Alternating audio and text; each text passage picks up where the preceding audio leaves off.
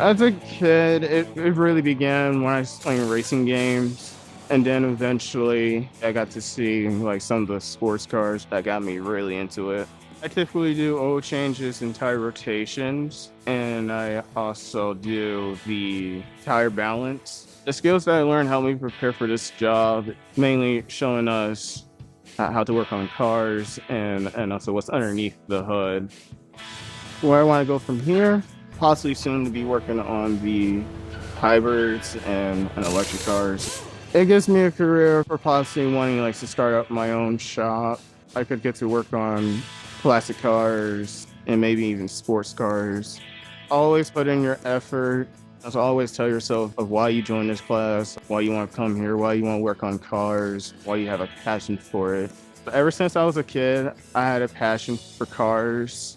Growing up, I always wanted to work on a car, and I'm finally getting that chance to do so.